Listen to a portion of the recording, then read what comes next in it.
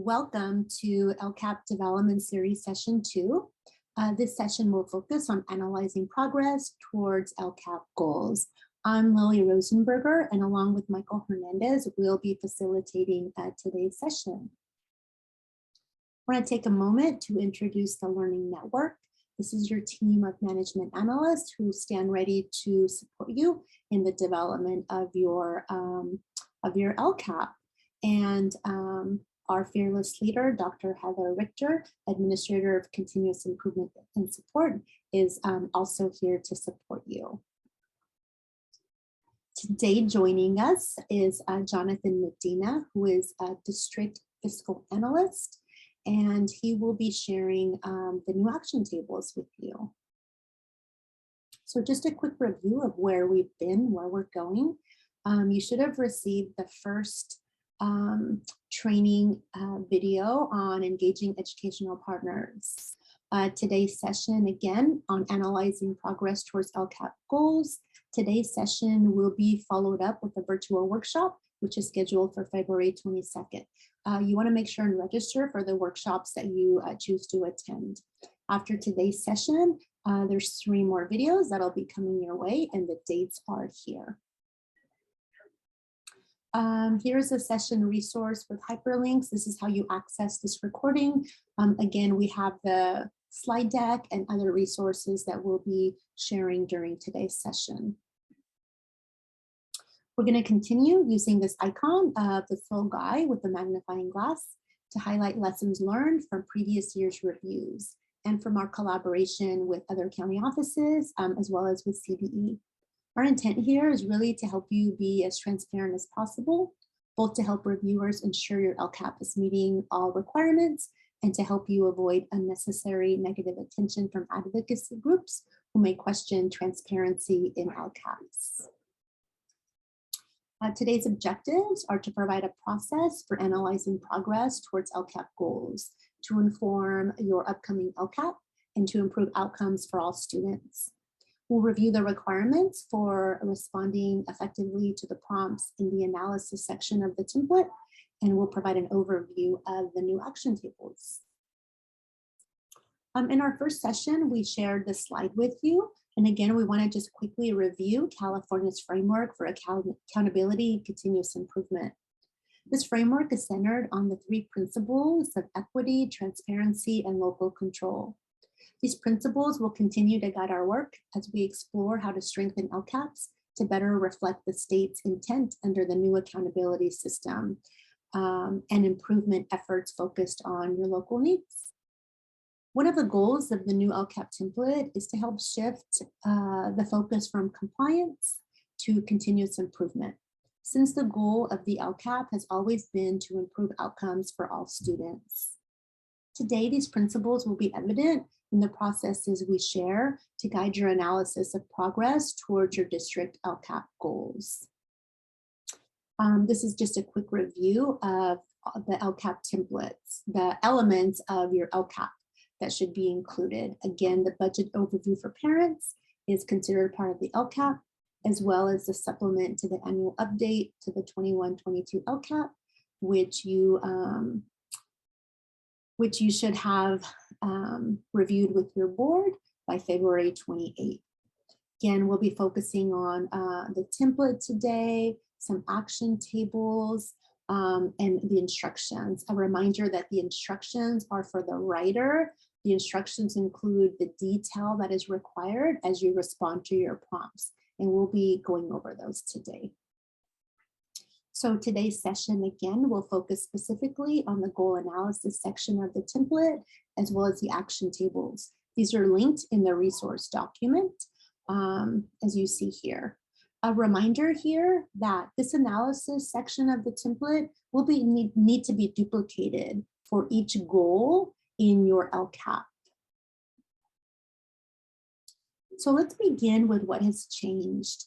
Remember, in the previous LCAP, the annual update was a separate document, which included the previous year's goal, a comparison of annual measurable outcomes, comparison of budgeted and actual expenditures, and successes and challenges of implementation.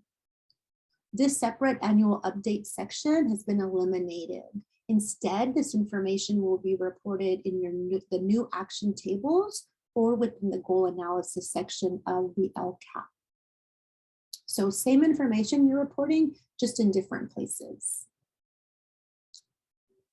We want to share this model for continuous improvement.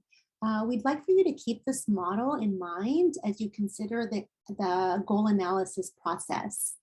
You're probably familiar with this model that starts with the question, what specifically are we trying to accomplish? This is communicated through your district's LCAP goals, which have been designed based on the needs of your students and community. The next question is, how will we know that a change is an improvement? The answer to this question is communicated through the metrics in your LCAP, aligned to the state priorities and to each of your goals. Finally, we ask, what change might be introduced and why? This is communicated through your LCAP actions. And throughout the year, you've been implementing these actions and monitoring student progress. This is the plan and do of the PDSA cycle that you see here. The goal analysis process is an opportunity to study the impact of these actions on student outcomes. This analysis might lead us to take action by revising goals, actions, or metrics in the upcoming LCAP.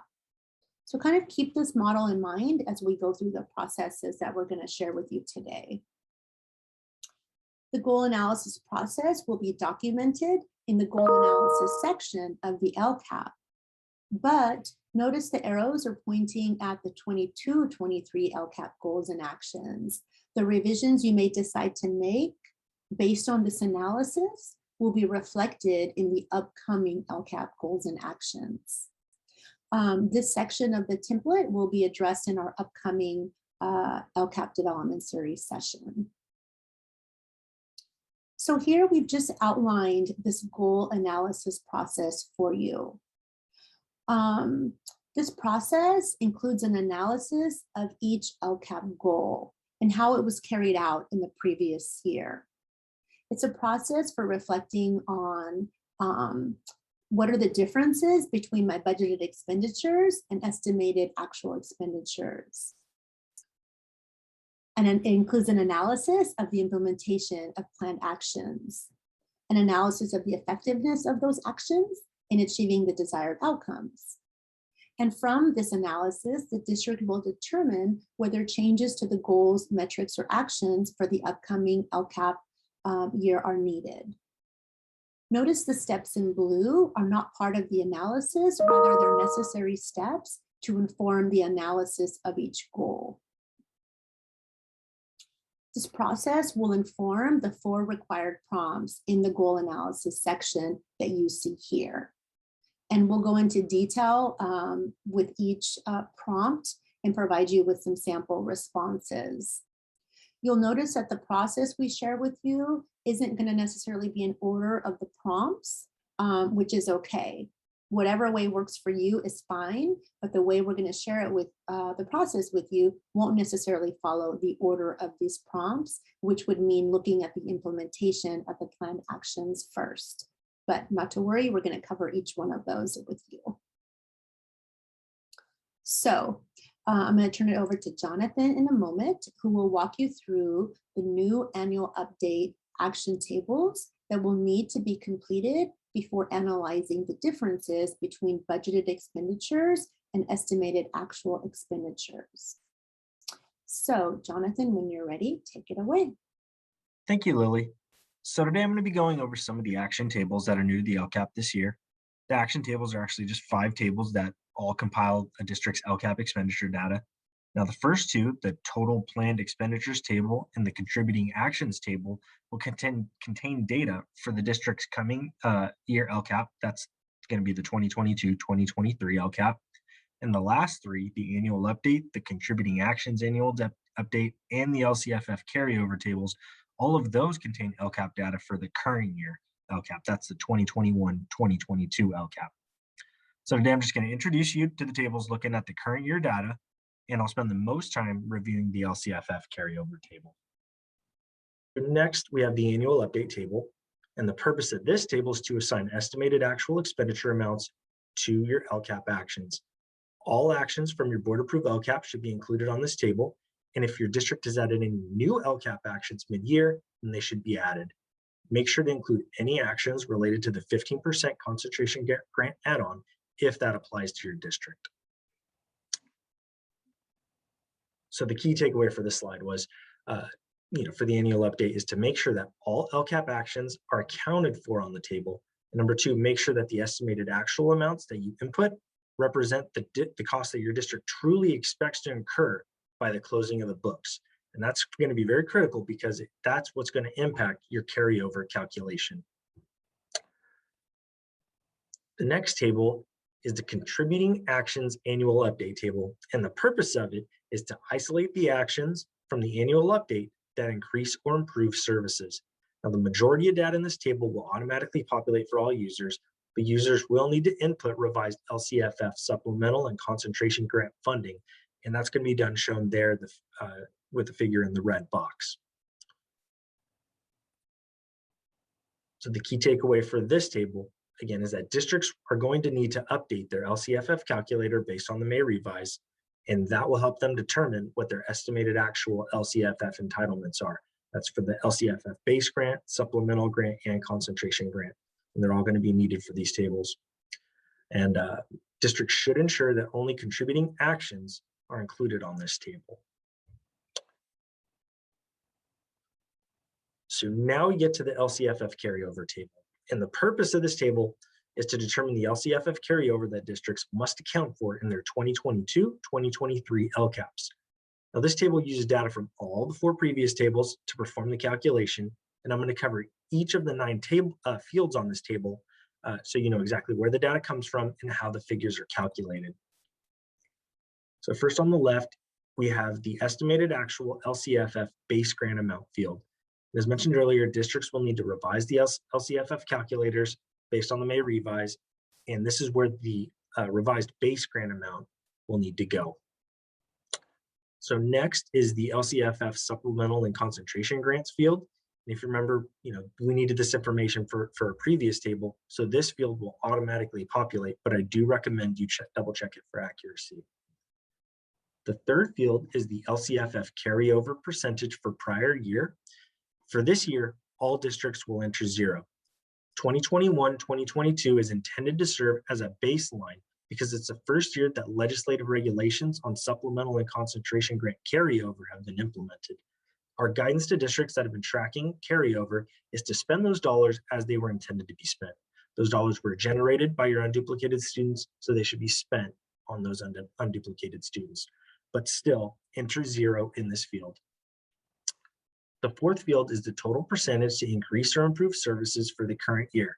This field automatically calculates. It takes your estimated actual supplemental and concentration grants and divides that total by the estimated actual base grant. Prior year carryovers and added to the quotient to determine your final percentage. So on this example on the screen, you'll see we have 2.5 million divided by 10 million plus 0% carryover, resulting in 25%.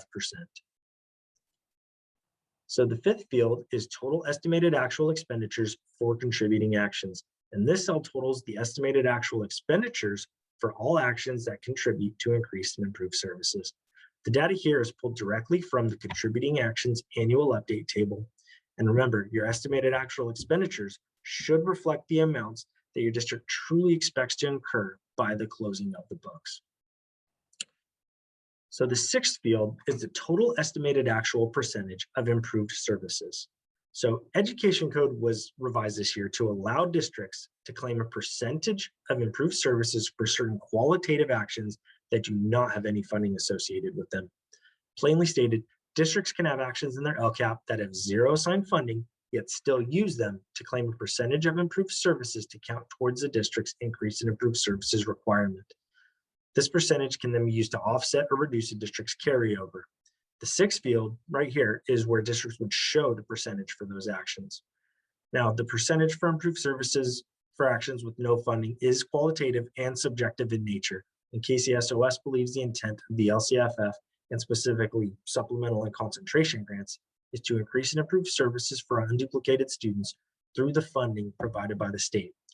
We continue to interpret Ed Code in this light, And it's our recommendation and expectation that quantitative actions, those are the actions with associated funding, that those remain the standard. While the use of qualitative actions is allowed, we believe them to be the exception and not the rule. So if you do believe you have an action that meets the parameters of a qualitative action, please reach out to your management analyst so the action can be discussed with administration for approval. So the next field is the estimated actual percentage of increased or improved services. Now this cell is going to automatically calculate, and it's going to take your estimated actual expenditures and divide them by your base grant. So the eighth field is the LCFF carryover dollar amount, and this cell automatically calculates the amount of carryover your district will need to account for and report on in the 2022-2023 LCAP. It takes your required percentage to increase services and subtracts the estimated actual percentage, then multiplies the difference by the base grant. Now, lastly, we have the LCFF carryover percentage field. And this field also automatically calculates, but it takes the LCFF carryover dollar amount and divides that by the base grant field to determine a percentage. So there's one thing to remember with the LCFF carryover table. The LCFF carryover dollar amount and the carryover percentage are an integral part of the increase and improved services section of the LCAP template. Your district will need to include actions in the 2022-23 LCAP to expend any carryover amount identified by the 2021-22 LCFF carryover table. So that really completes my presentation. This was just a brief overview of the new action tables.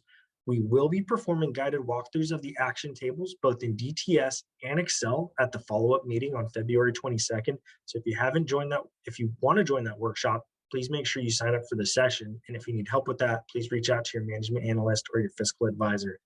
So from here, I'm going to send it back to Michael. Thank you, everybody.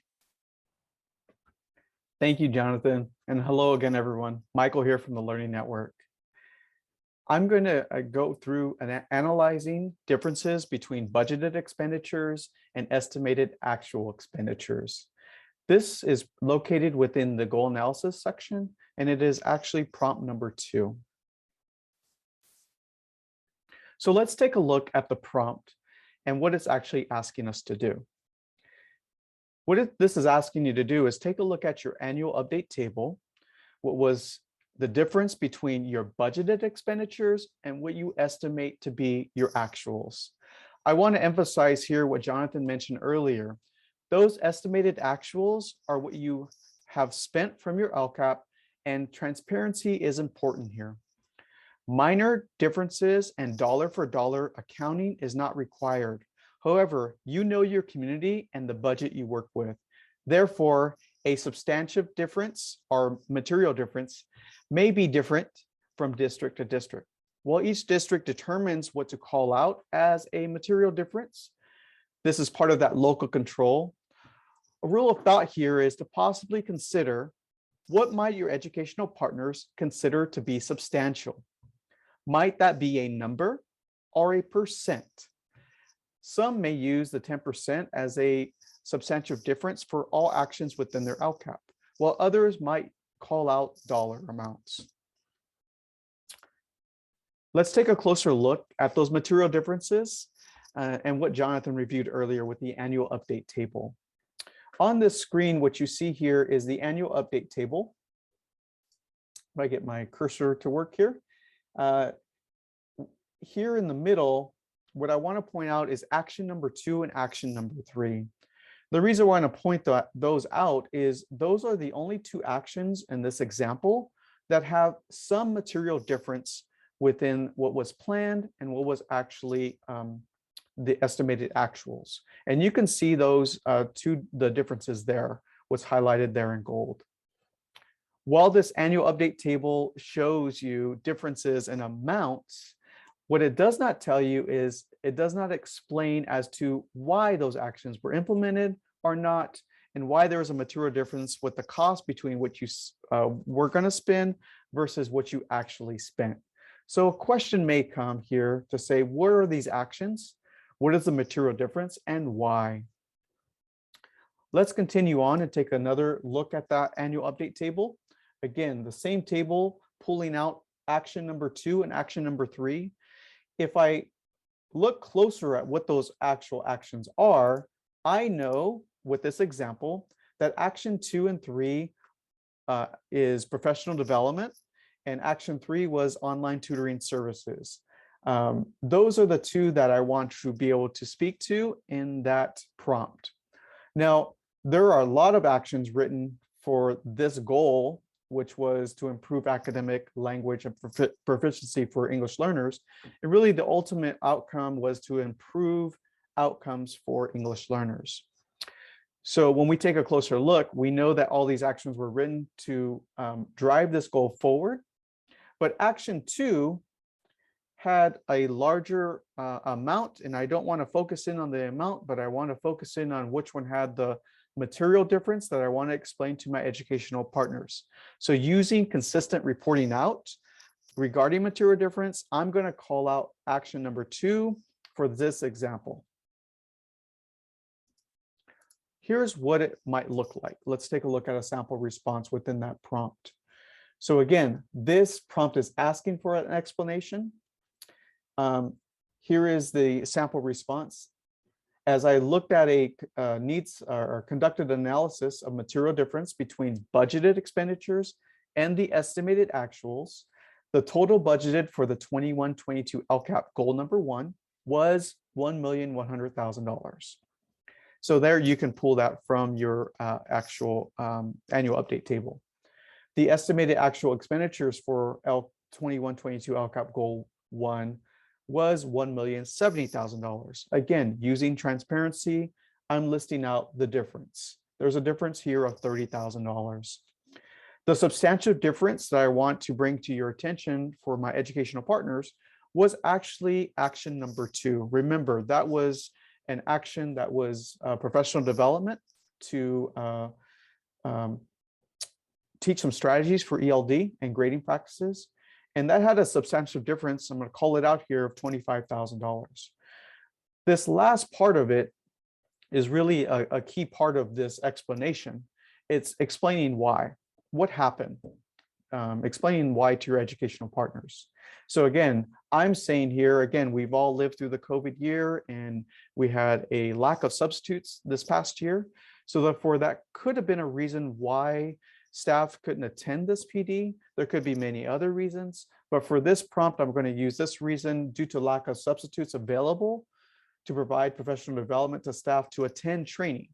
So again, there's the why behind there was a material difference here.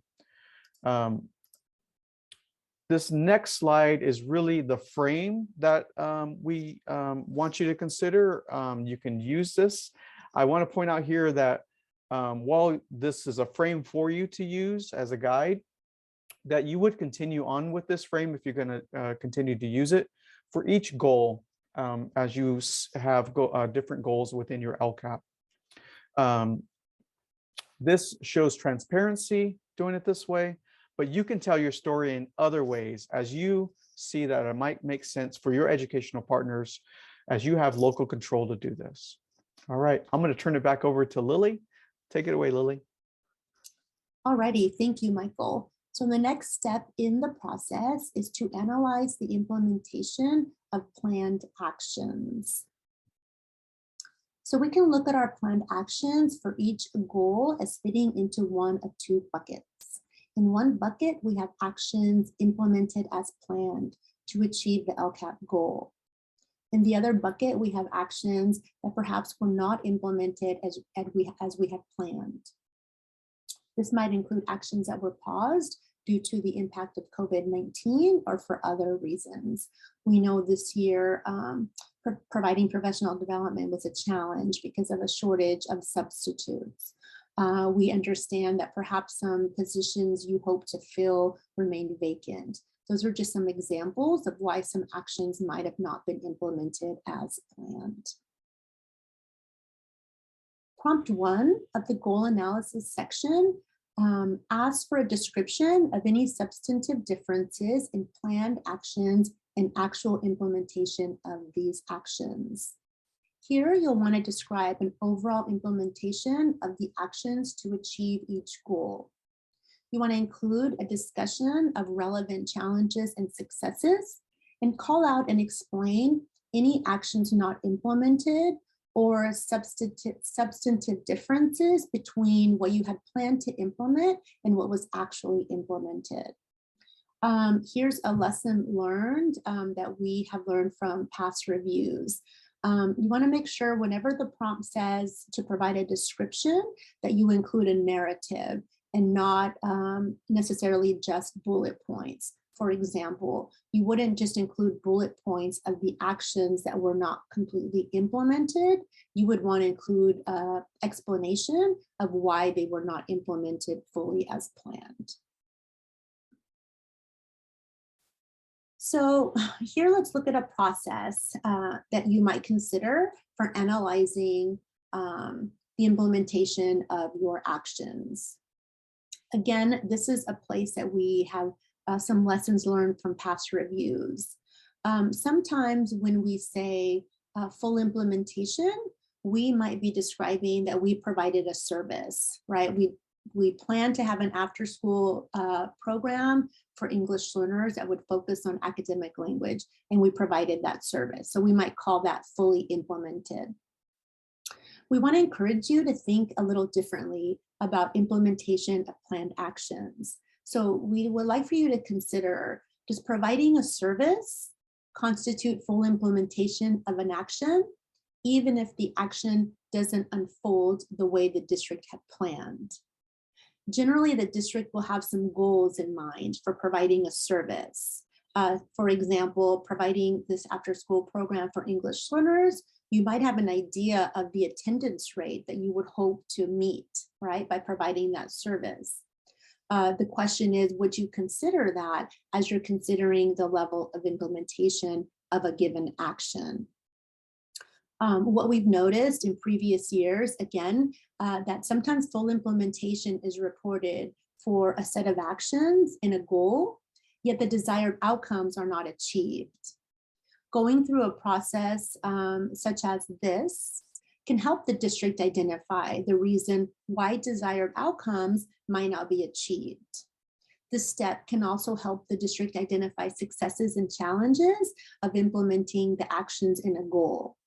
This information can then be used to scale up or replicate successes that are found, or to strengthen actions that need strengthening in order to overcome some of those challenges.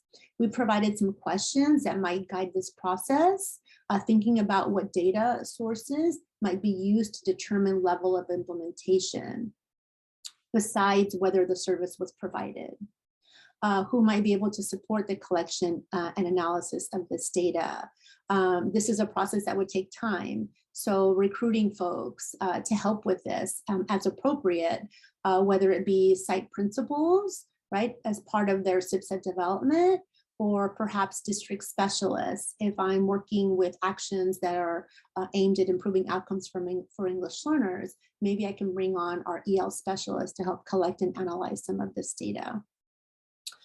Some additional questions are, what would constitute substantive differences for each of the actions? For example, if attendance was important for me for a service I'm providing after school, what attendance rate would I consider to be full implementation? Would it be 90% attendance rate or lower? So kind of having some of those ideas in mind. And then finally, how will the factors impacting the success or challenges of implementation be identified?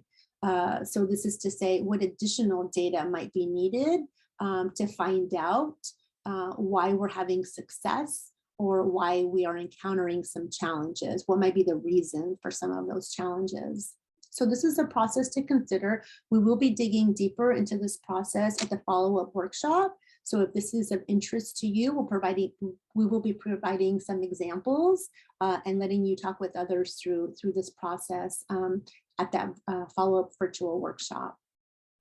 So here's a sample response to prompt 1, where I'm reporting on the implementation of planned actions. So I'll just read it for you. While all actions in this goal were fully implemented as planned, not all students benefited equally from their implementation. Some challenges and successes are described below. So in this example, I've just provided one action for you and provided an example of how I might call out some of the successes and challenges. So the next step in this process will be to collect year one outcomes in order to help us analyze the effectiveness of action. So I will turn it over to Michael, and he'll be going over this piece with you. All right, thank you, Lily. I'm now going to be going into collecting year one outcomes. This is the first time you're going to be writing to your year one outcomes, and this is located on the measuring and reporting results. And I only want to focus on this part on year one outcomes. When you're looking at year one outcomes, you're really looking at the metrics you wrote in your 21-22 LCAP. As a reminder, you reported out mid-year metrics with your LCAP supplement in February. So this is a culminating piece to what you did by entering the final data for this LCAP. So again, this is asking for you to enter your information within this box here. You are not going to enter anything year 2 and 3, as that will be completed in subsequent years. So what are you measuring? These are data pieces you are capturing here from year one for the year one outcome data. They're actually measuring your 8 state priorities listed here on this slide. And I want to take a closer look on where you are going to find this data this year. There is a resource that we have for you, and that's located in the resources that you can use. And I want to review some of the state priority areas that you might find some alternative data. As we know, there may be some of the traditional data sources that you may have available to you, or some data that you may not be able to look at as it is not available, or it may not be current. So let's take a look at priority number 1, basic services. You can see outlined here that we have priority 1A, B, and C. And all the traditional sources are all local data and our local indicators. Some alternative data sources that we have listed here for you are for priority 1A. There's some CalPAD reporting specific to 4.1 and 4.3. I want to put your attention on the as reporting date as of to be consistent, as when you pull those, you want to also keep in mind to write that when you pull that data, so that way you can show consistency. For student access, again, access to instructional materials, something you might want to consider as alternative data sources is access to devices, internet connectivity, online portals. The last piece with the FIT report, I know there's many of you that are doing possible construction or facility updates. So you might want to consider what those updates might be for facilities and good repairs. And again, all of these here are typically what you do with some local and on your local indicators. Looking next at priority number 2 and priority number 7, again, these are all conditions of learning. Implementation of academic standards, that's going to be more local. We don't have any alternative data sources there. One of the alternative data sources you might want to consider is reviewing your designated integrated ELD implementation. For priority number 7, a broad course of study, these are items that you possibly already do as you pull and look at local data, but looking at your master schedules, looking at your designated ELD, your MTSS, possibly looking at your special ed programs and services you have for your special ed students, and looking at MTSS support. Priority number 4 might be an area where there may be lack of data in this, this area as you look at outcome data. So one of the things we want to point your attention to is typically this is all done through the California dashboard. We know that the dashboard, some of you may have taken the CAS test last year, some of you may have not.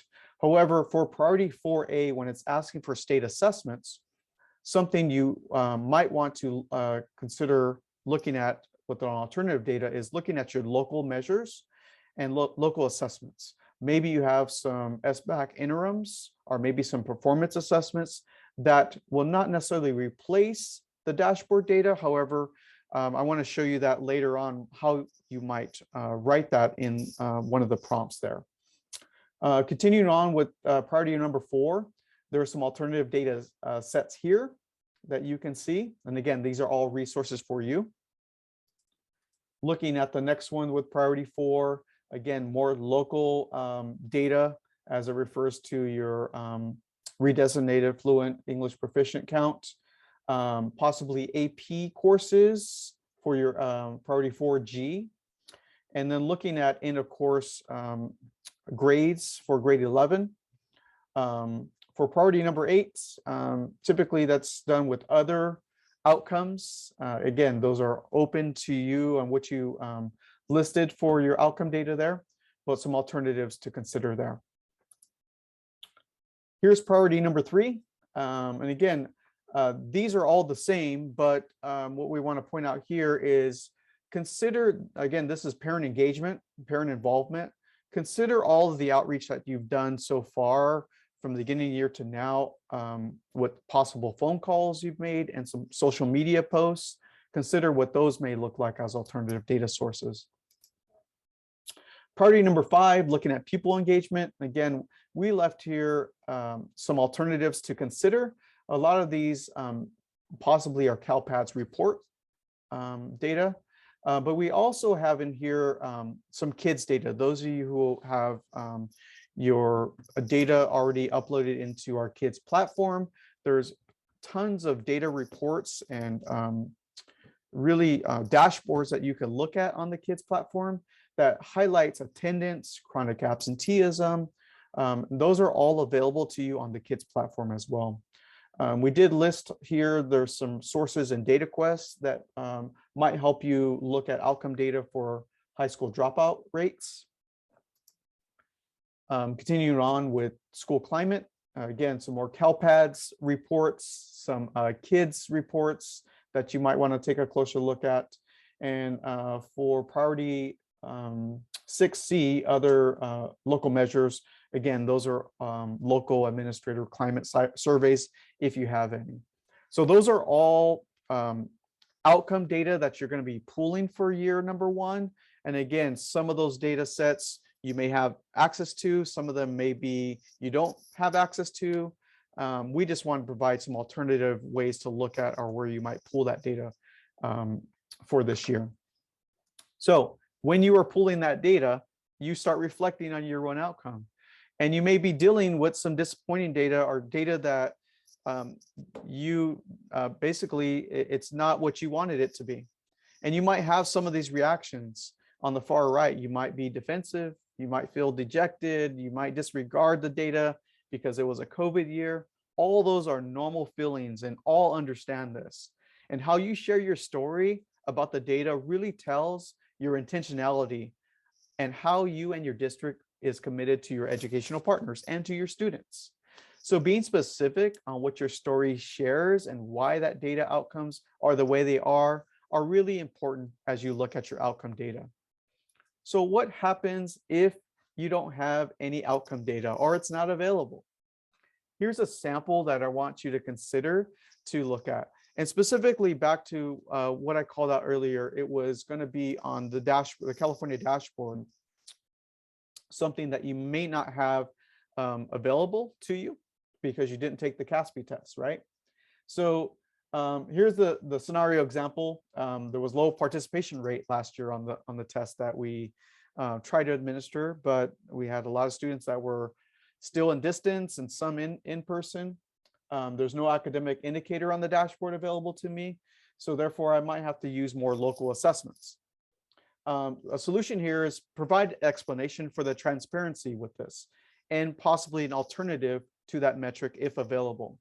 So when you get to this metric and you had in your outcome data, you had English language arts for CASP, and you listed out that you were going to report out distance from standard.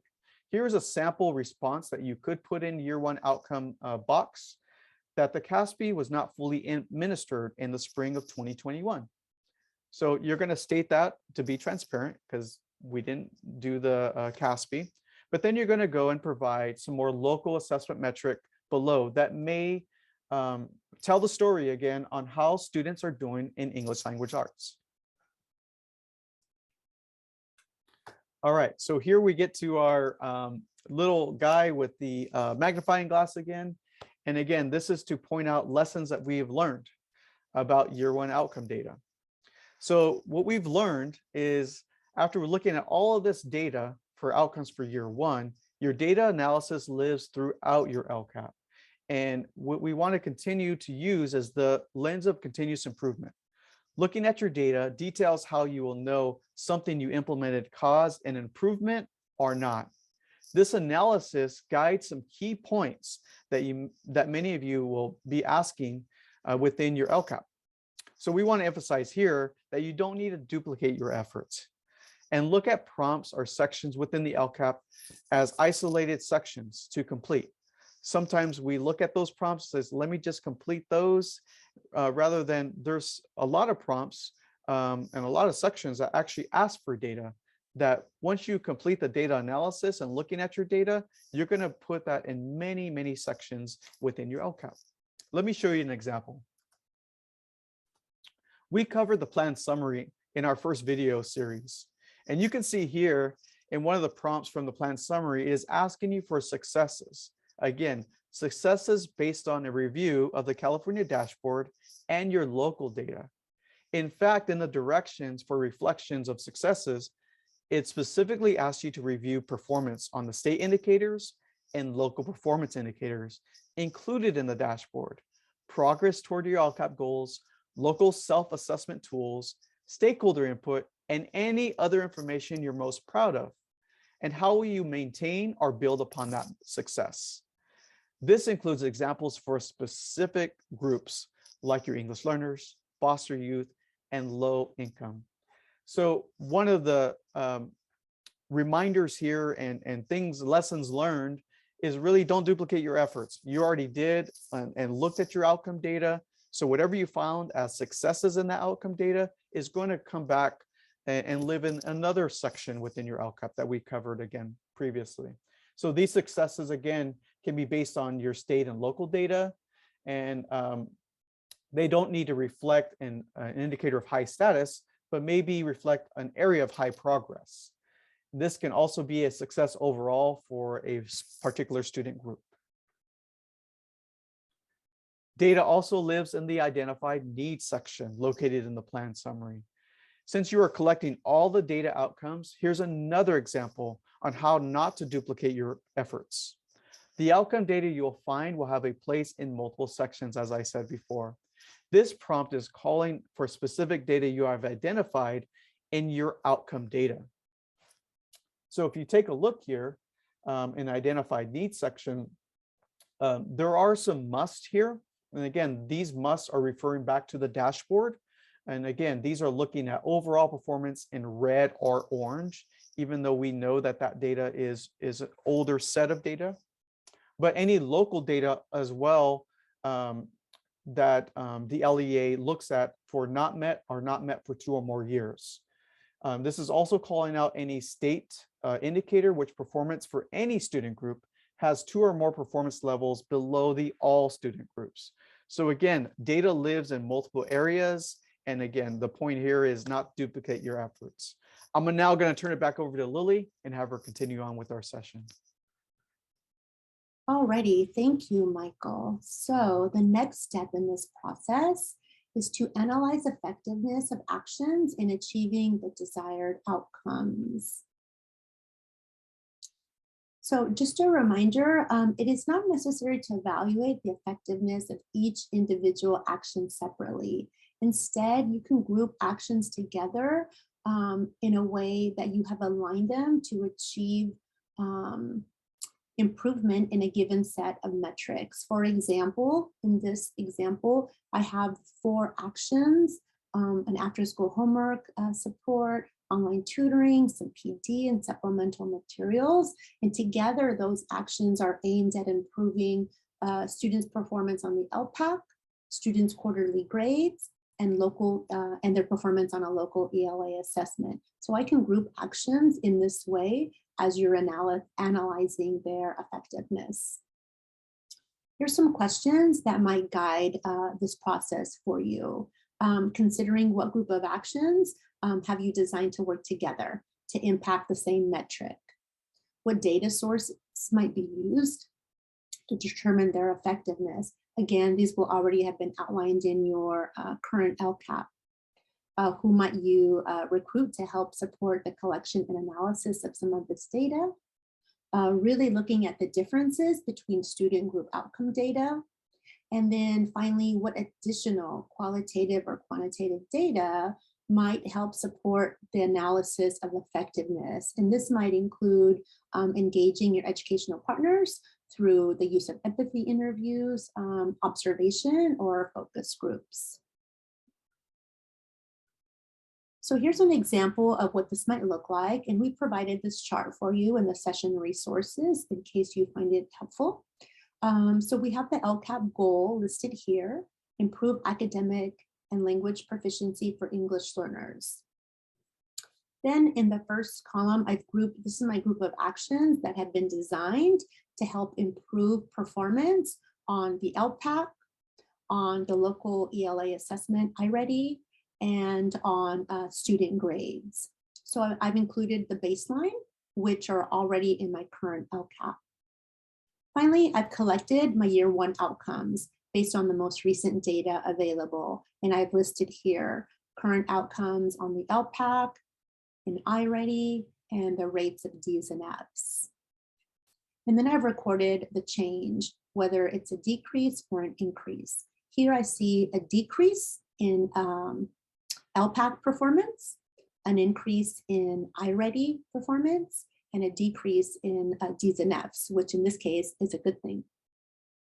So based on this analysis of student performance, I can evaluate the effectiveness of this group of actions and consider, is there anything I need to change to one or more of these actions? Notice that the data itself doesn't give you a lot of information, right? So that's why that analysis of implementation really goes a little deeper in helping us determine, were these actions helpful for all students? Did all students benefit equally? Did they benefit equally at all sites where we provided this after school homework club? Again, gives us a little more information. For the purposes of this prompt, I can use this data to report out the effectiveness of these actions. Here's some reminders for responding to this prompt. Again, analysis of each individual action is not required. Not all actions are intended to improve performance on all metrics. You may assess the effectiveness of either a single action or group of actions. And you must report on metrics in your current LCAP. And so here's a sample response for you, again, on explaining the effectiveness of specific actions. And I'll just read it for you. LCAP Goal 4 is to improve academic and language proficiency for English learners.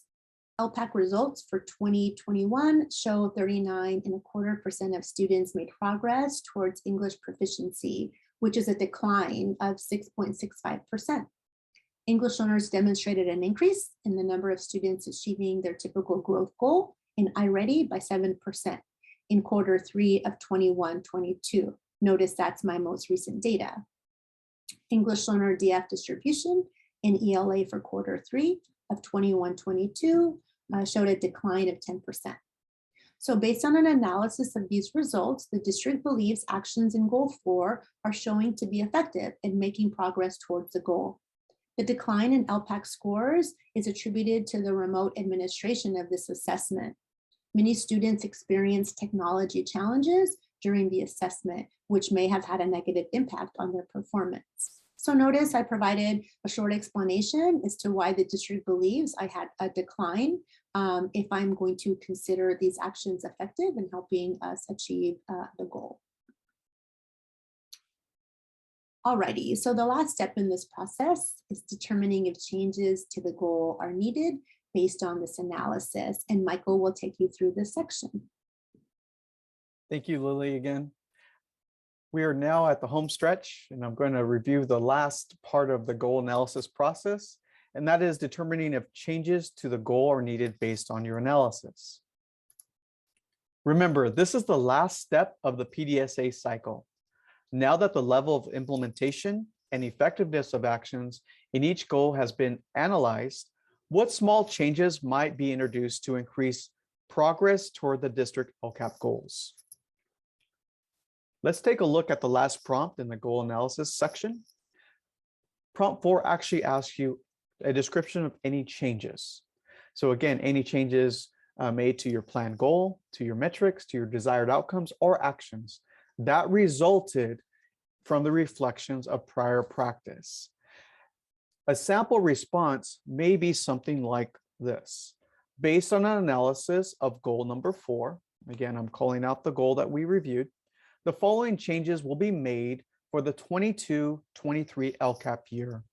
And I'm simply going to make a list of changes that are going to be made either to the goal, to the metrics, and our desired outcome. So I would make a list there. You notice that these two pieces really drive, one drives forward the other. So this prompt number 4 in the goal analysis section listed here drives forward the next part of our series. It drives forward any changes to the LCAP goals, if any changes to the LCAP metrics, if any, and any changes to the LCAP actions moving forward, if any. So prompt 4 is really important to tell the story about what are those changes and why. We encourage you to submit any questions that you may have that come up during this session to the digital parking lot.